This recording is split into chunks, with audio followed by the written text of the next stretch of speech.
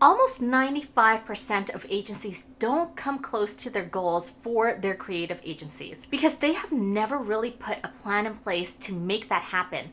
They don't measure their progress to maintain their momentum to reach those goals. This is where strategic planning will help you think differently, plan differently, and win differently. As agency owners, I'm sure that you have plans, goals, and a vision for the business, and that's for it to be successful, to provide a great income for your family, and to give you back focus and freedom. And the problem with this? I see it all the time. The agency owner has no solid plans in place to really get there and instead gets stuck in the weeds, the day-to-day aspects of the business, normalizing reactions to the market and frequent firefighting, and then continuously launching as a means of cash flow injection into the business to sustain the cash flow or revenue growth. When you are in this trend and vicious cycle, you tend to say yes to everything that you shouldn't be and saying no to the things that can help you plan, execute, and scale with ease. In this video, I'll walk through how to create a strategic plan for creative agencies so you can execute with ease.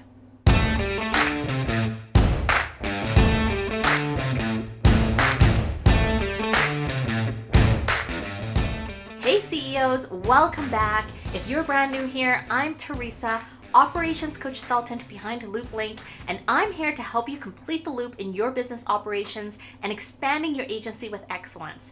One of the ways I help you do that is by helping you shift from a CEO-dependent to a systems-dependent operation by leveraging your systems and processes. As an operations consultant, I help them transform into the visionary CEO that they are and help them transition all the various hats that they're holding to their trusted team members. Now, one of the ways that I work with agency owners is to help them create a strategic shift plan. Together, we create a strategic and profitable plan to help them break down their goals into actionable steps so that they can focus on it and achieving it in 90-day cycles. Have you ever wondered why goals are usually set for 90-day increments? Because it helps you maximize progression of your targets with a clear timeline of completion. Within these 90 days, you can create action steps over 30-day stretches and then to 2-week sprints. Many people can't see past 30 days, let alone 90 days, let alone 365 days. And that's how you can stay on course with a strategic plan. First off, let's cover the basics of what strategic planning is. Strategic planning means different things to different people.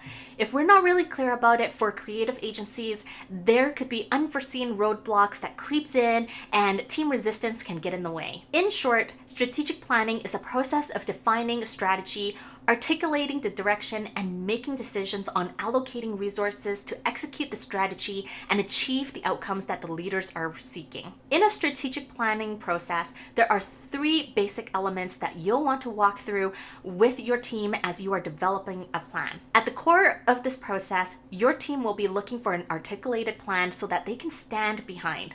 So often, it's all stored in the agency owner's mind and it has never lived in a document that can easily be shared downline. So if you don't have this yet, pull out a pen and paper because this is the first most crucial step in any thriving agency that has scaled beyond the CEO. The first step in a strategic planning process is to review or establish your articulated core. This means your mission, vision, and values. Your business will grow quickly and fast, and so you'll want to establish this foundational core and review it annually. Having a mission, visions, and values will give you a framework to refer to as new opportunities and directions pop up. First, let's start with your core values. People often start with the mission first, but I believe that to truly have a lasting impact, a business foundation that you won't waver from, it all starts with the core fabric of your being. Who you are and how you want to articulate yourself to the world will show up through your mission and vision. All right, back to core values.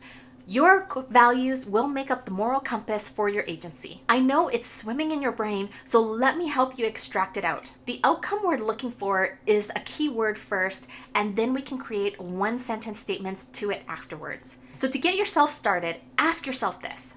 What are my core beliefs? What are my guiding principles? What do I stand for? What do I not stand for? What type of clients do I love working with? So for myself, I value family, excellence, relationships, integrity, communication, and resourcefulness.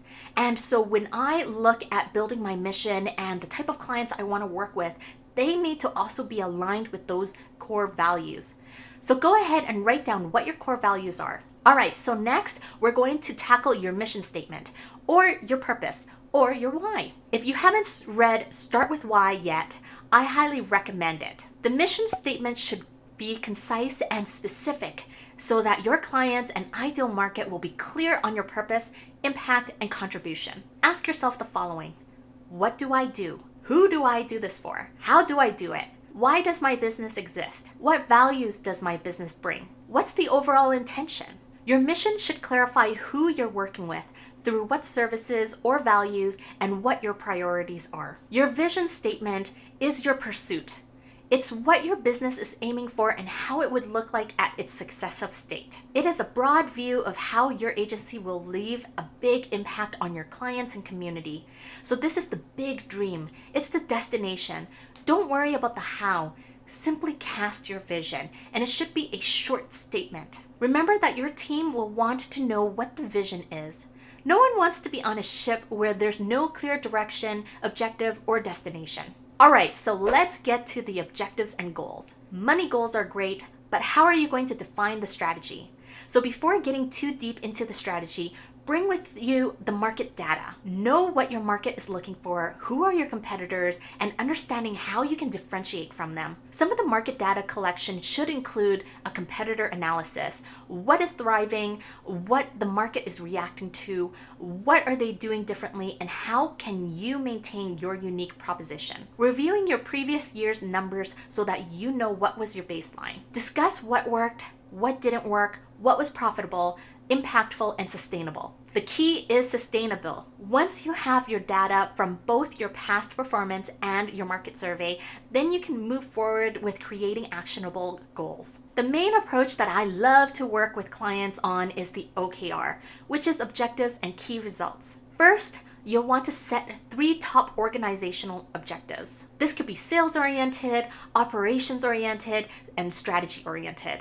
I would suggest having no more than 3 because remember, the more you have, the more split out your focus will be. So with 3 objectives, everyone will feel more focused and aligned with the strategy. Once you have your objectives, then that's where you can cascade the goals, which means that everyone in your organization will know what their piece of the strategy and plans are. This is where you can now build out key results and what each performance metrics will be, and that in turn will drive organizational engagement. Your team will feel fired up, and when they have a clear OKR, they can work together to achieve it. So how do you go about setting those key objectives? I usually like to build them out into 6 major pillars that makes up your business functions. They are sales, which includes lead generation and conversions, systems, which is operations and processes, strategy, business development and marketing, and success, which could be client fulfillment or delivery, support, which is your team management, and scaling, which is succession planning.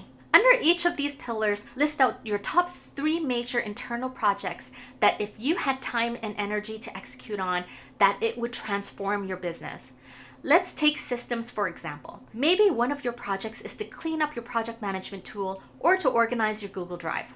Between these 2, you may lean to prioritizing your project management tool. This will help streamline communication, develop a single source of truth, streamline projects, and close any gaps that has been lingering. Then your second priority would be to organize your Google Drive so that there's consistency and lessen the clutter. Each project should have an identified timeline followed by action steps and owners of those steps. Now that you have defined your objectives, key results, and delegation, this is an important exercise to have every quarter so that you can evaluate if you have achieved your projects and goals, and helps you delegate and understand what resources your agency would benefit from if it were to bring them in, such as an operations consultant, virtual assistant, or tech expert. The last thing I want to touch on to wrap up the strategic planning process is to complete your cash flow forecasting and projection. The worst thing that can happen is building out a strategic plan and not having the means or resources or time to be able to execute on it. For example, if you are low on time and you want to bring in a specialized expert to help you achieve it, you'll want to know if you have the means to do this. By understanding what your cash flow outlook is like, it will give you the confidence and clarity in where and when you can start bringing in those additional resources. That's what we'll actually cover in our next video, so you'll want to stay tuned for it. Now you know how to create a strategic plan for your creative agency, but you're still unsure of where to start. Book a free consult call with me where you can have 30 minutes of my time to review your strategic plan or talk about where and how to get started. You can book a free consult call by clicking the link below this video. Have you created a strategic plan for this year? Leave your feedback and questions in the comment section below, and make sure you do book a free 30-minute consult call with me if you're stuck. If this video has been helpful, be sure to subscribe, share with your friends, and hit the like button so I know to make more videos like this. I'm Teresa, Operations Coach Consultant, and I'll see you in the next one.